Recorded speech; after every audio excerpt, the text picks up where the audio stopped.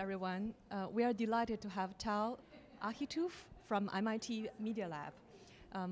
Tal just shared with us a story about his robotic airbrush that was invented originally from your PhD thesis.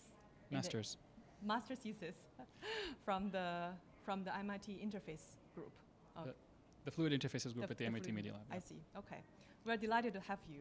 Thank you. So, if you may, would you like to share more about the project, which probably that you didn't have time to share on the stage?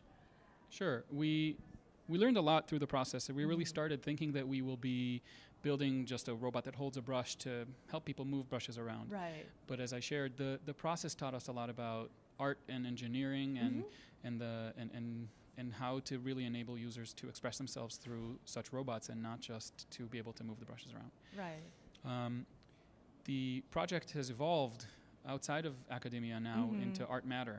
I see. And in Artmatr, it lives as the technology that enables the robots that Artmatr uses with artists to be able to create the next generation tools for artists to paint. I see. Now, if you think about a brush as a technology, and we have many, many kinds of brushes, right. It's just logical to expand that with a palette of robotic actuators and robotic things that throw ink on media, right? So Artmatr takes inkjet heads out of printers and uses the cutting-edge technology that we use for printing, which needs to be very precise, but puts it in the hand of an artist and gives them a very precise, modern tool that is just a new kind of brush.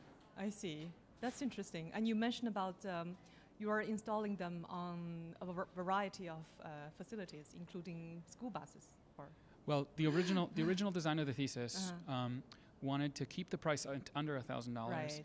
Okay. and to be able to have it in a form factor that would fit in a school bus. Because we said if we can make it mobile and it could move around a school and it could be shared with schools, across schools, that created a challenge because it was really important to us that people could paint really fast.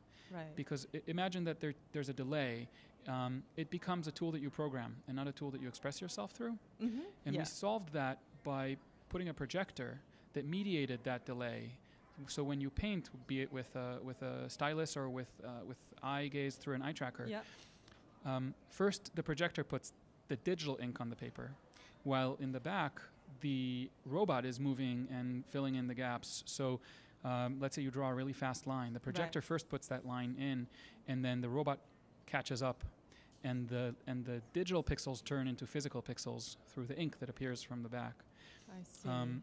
So that way we were able to keep the price low enough and the mobility, but not sacrifice on speed. I see. Now on the diversity of the tools that Artmatr makes, the beautiful thing is that even though Artmatr's focus comes from Ben Tritt's idea that we can really transform painting with technology. Imagine what camera phones did for photography. Right, we're all using them now to take amazing photos and use filters. That has not yet happened to painting. I see. Technology hasn't taken over the same way. There's digital painting, there's digital art, but we're at Artmatr are able to make those things become physical. I see. The beautiful thing that even though that is the focus, because the tools are designed universally, they are accessible to anyone. Right. So the main focus of the thesis really still lives on, even when it's in a product designed towards a market. I see. Which really speaks to the design and makes us really happy when we see that. I see. So just like what JFK said, the visionaries are never out of style. And also, I think the most beautiful part of your talk is that when you combine the technology with humanity, so that speaks even louder. So that was the most beautiful thing to see in our user studies. There was one patient in the user study that had suffered a stroke and had suffered left neglect.